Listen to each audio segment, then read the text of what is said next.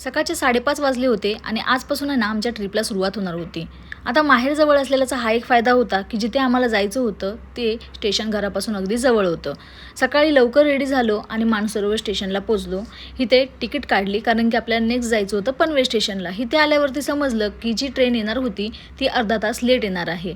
आता 6:15ची ट्रेन 6:45ला येणार आहे. अर्धा तास करायचं काय? तर वेट करण्याशिवाय पर्याय नव्हता. फायनली इथे अर्धा तास वेट करून आपली वंदे भारत आली होती. आता वंदे भारतचा हा जो प्रवास आहे तो माझ्यासाठी सेकंड टाईम आहे आणि फर्स्ट प्रवास तर माझा खूप अमेझिंग होता. तर स्वरूही सकाळी लवकर उठल्यामुळे त्याला भूक लागलेली, मग त्याच्यासाठी काही स्नॅक्स बनवले होते. तो इथे खात एन्जॉय करत होता. तोपर्यंत इथे आमचाही चहा आणि बिस्किट आलं होतं. ते आम्ही छान असं खाल्लं. नंतरला 10 वाजता बरोबर त्यांचा नाश्तासुद्धा आला होता. भरपेट असा नाश्ता केला. आता ही वंदे भारत आहे ना, गोव्याला जाण्यासाठी अगदी सोयीस्कर आहे कारण की जवळ आम्ही 6-6.5 तासातच पोहोचलो. कॅब बुक केली आणि हॉटेलला जायला निघालो. आता भेटूया उद्या. बाय.